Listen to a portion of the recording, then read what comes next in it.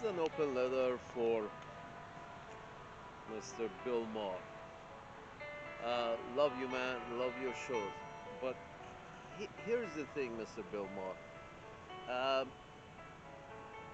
I have, I have noticed that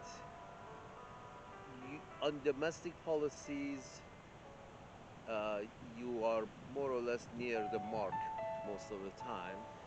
With regards to not go there, let's not go there, that's too much to the left and that's too much to the right, and let's, stick in the middle. And that has been your ideas.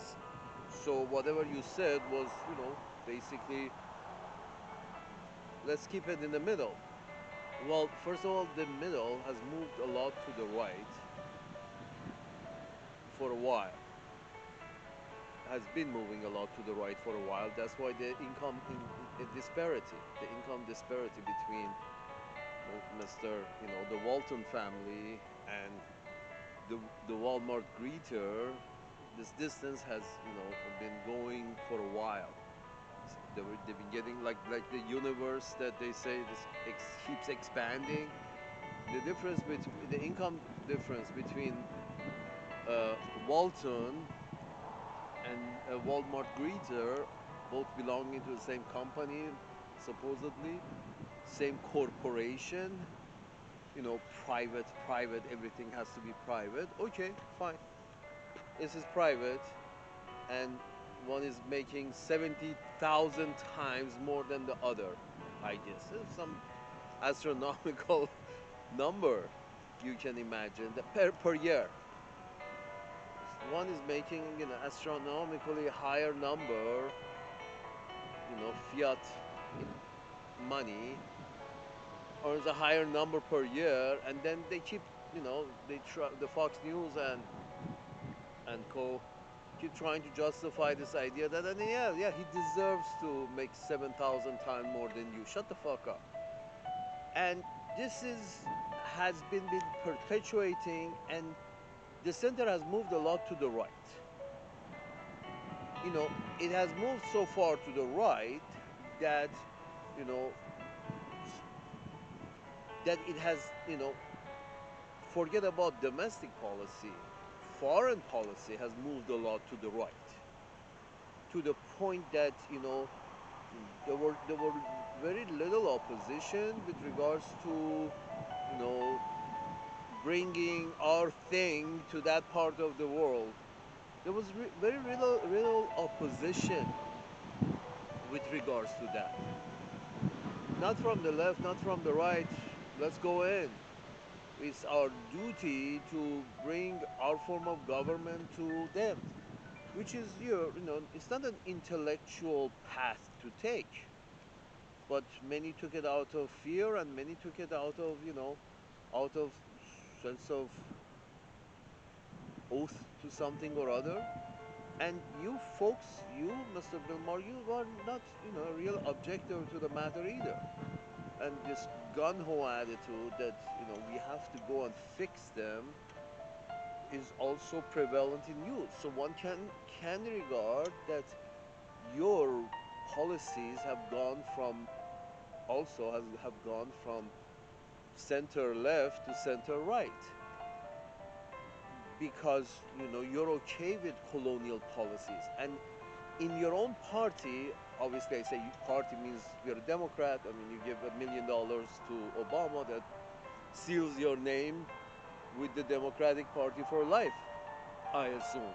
For So that means you are that party. That party is you. You believe in most of values of that party.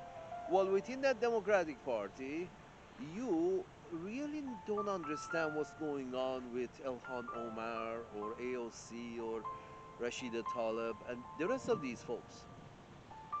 You you also you don't understand them. You don't get them. You don't get them because you have moved to center right, still pretending, still hanging on to that, your your your street cred with regards to sometime you're selling drugs here and there, and that's your in college, and that is your street cred. Okay, no, nobody's arguing with that, but that was street cred belongs to 50 years ago, 60 years ago. I don't know how old you are, but belongs to 50, 60 years ago at least. So you have moved to center right.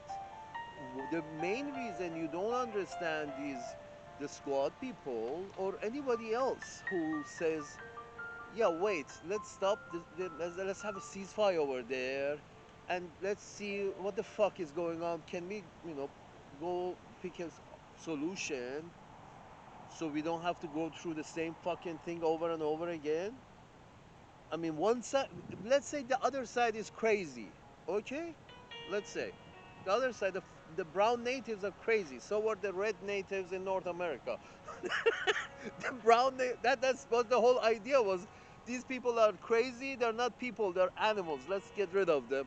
Throw them all in the ocean. That was the idea with the Redskins. Apparently, the same idea is being perpetuated for the Brownskins in West Asia. Do you see I'm going with this? The reason you really don't get the AOC wing of the parties because you are from the center of the empire, they are from the periphery of the empire. You are from the center of the empire, they are from the peripheries of the empire. They have come with a small number of tribe of theirs into the center of the empire, near the center of the empire, and they have been chosen as representatives. Now they have gone to the highest, seat of the empire, and they have some things to say. They have a voice. They consider themselves as a voice from the peripheries of the empire, which, Mr. The Judge Thompson or whatever, Clarence Thomas, he doesn't see himself as the representative of the peripheries of the empire. He sees himself as the empire. That's where Colin Powell comes from.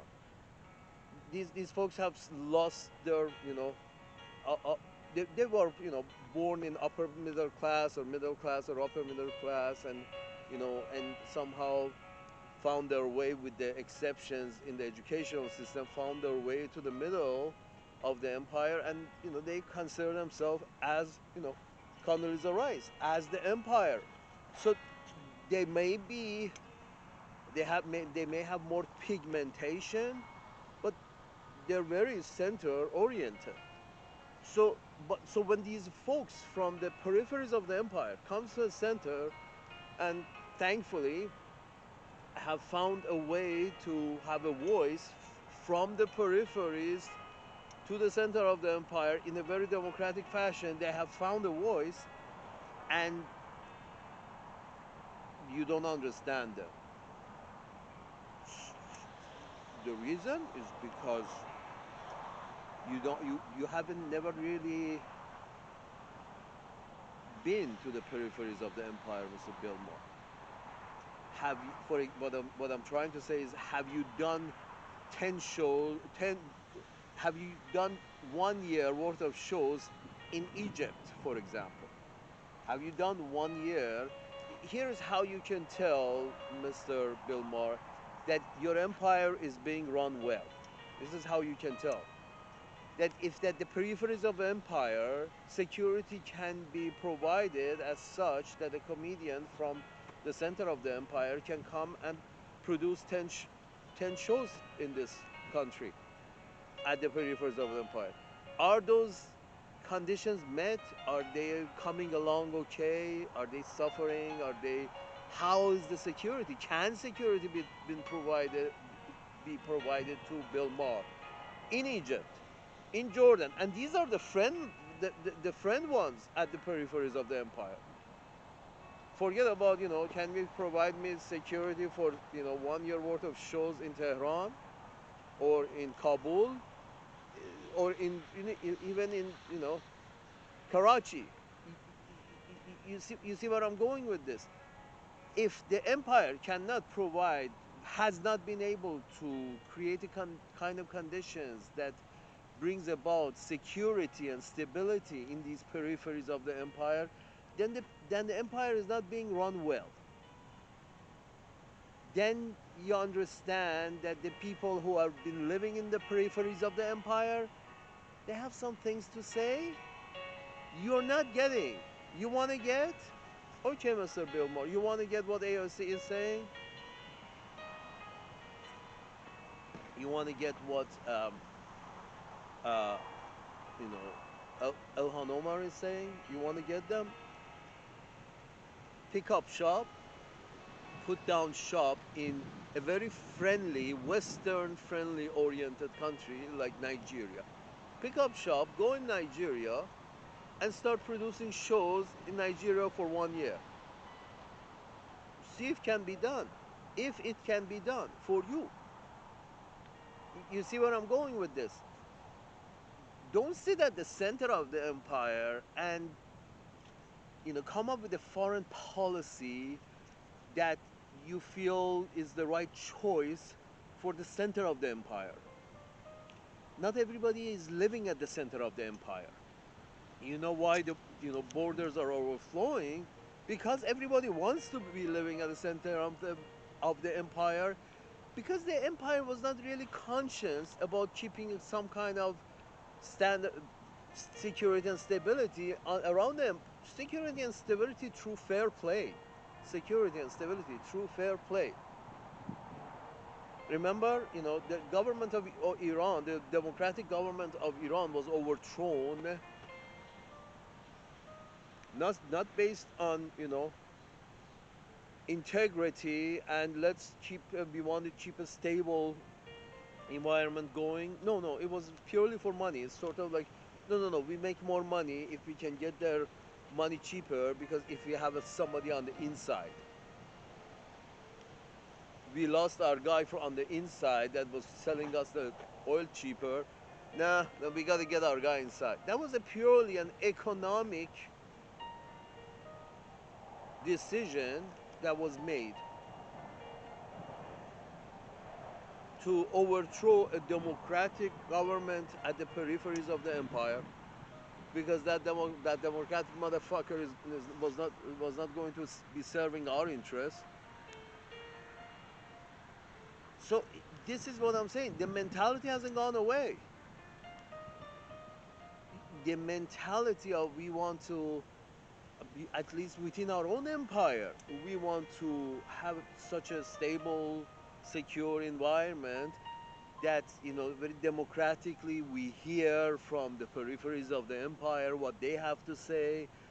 We democratically hear them and we democratically respond to them, so they also can have security and stability.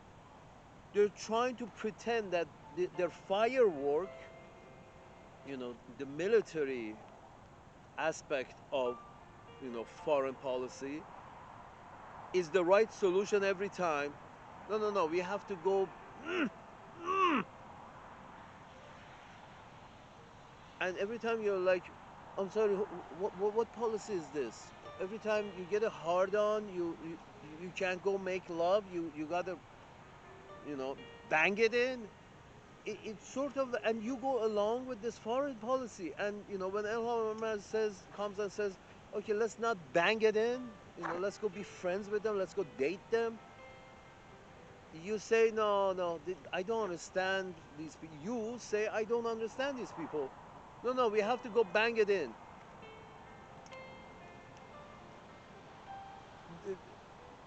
This is the idea that this is what you don't understand.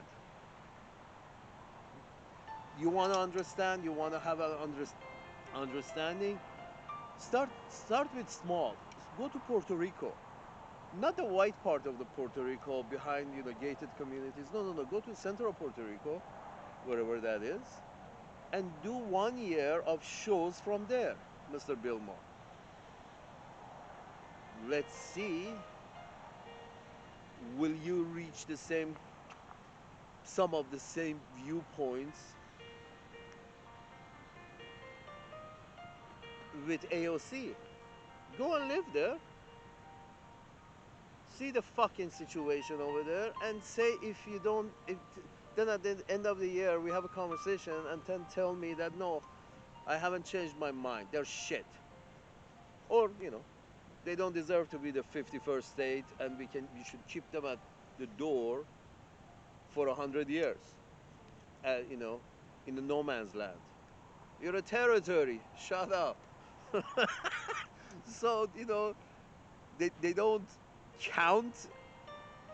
They only count on the mainland, not over there. Over there, we don't want a black 51st state. I'm sorry, brown 51st state. No, we don't want that. We have 50 white state, white owned, white ruled, white controlled states. And yeah, there are a couple of black people here and there. They reach the top, but by the time they reach over there, they no longer have any attachment to the peripheries of the empire. Except Obama. Obama was the one that had some kind of attachment to the peripheries of the empire. And the first thing these white people came up with is like, no, no, no, he wasn't born here. Nope, nope, he has been in touch.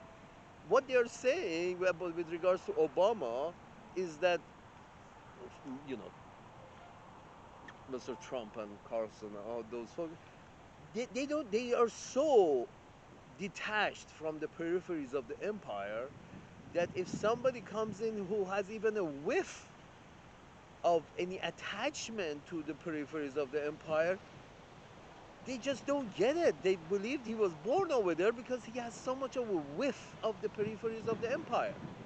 You see where I'm going with this? It, so they're so they as the white people living at the center of a white empire, they're pretty much have no desire to have any contact with anybody at the peripheries of the empire, and don't understand them, don't care to understand them. Fuck them. And you also, as a corporate Democrat, Mr. Bill Maher, you're like, yeah, no, let's do it with force. No problem. Go in, smash the motherfucker up. I'm okay with it. That's your attitude. Because neither you nor these, other folks in charge or in media of, white people at the center of a white empire, you never really done anything, never really been in touch with the peripheries of the empire, because they fail to tell you you have an empire. I'm sorry that was a miscommunication on their behalf. They keep telling you that they're allies. Allies? Nehru is an ally? Yeah, I have a pet, you know, pet mouse. Gerbil, I think it's a mouse, gerbil or something. I have a pet gerbil. Is my gerbil in any way able to have any kind of independence if they, if they think they can stand on their own in our middle of our Pacific Ocean? So Nehru votes with us every time. Oh yes, Nehru. A lot of these little Pacific islands have independence and have a seat at the United Nations. When the vote comes up, you suddenly see how there is a no here. What is it, Nehru? Okay. What's the population of Nehru? Oh, they have one vote, and China also has one vote.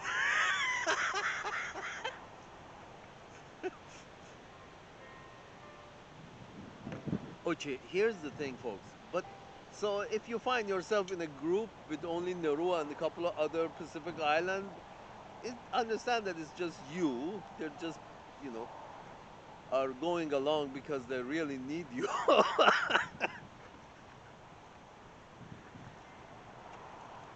Okay, here's the thing. So what I'm saying is, Mr. Bill Maher, if you go and do your shows at these peripheries of the empire, not in Israel, but go and do the show in Egypt, after the Puerto Rico experiment, if it turned okay, then another show and came to some sort of an understanding with AOC, then you go take your next show to Egypt and see if you can, you know, do your show with there without too much interference, too much interference from the authorities. I mean, this is how you estimate, is the empire that we have formed, is it going well for everybody? Are the peripheries are livable places? Because if the empire you put together, there is one in which that there are, at the peripheries there is always battles going on, or extreme security has to be provided, that means they're a shithole. I mean, if you have to live under an iron dome at the peripheries of the empire, that means, that means it's not safe. On either side of the Iron Dome, it's not safe. Who's doing the Iron Dome business? Oh, your side of the empire are have to do Iron Dome business on the peripheries of the empire. Some policy has gone awry. Some decisions, some really questionable decisions are being made when there is so much casualties as a result of those decisions. Who's making those decisions? The periphery is suffering, if that is the periphery of your empire, whether on that side of the line and this side of the line, that's the line of the empire, correct? You have to find out why there is a scrimmage. And if you consider the other side as lesser humans, so that means you have to think for two.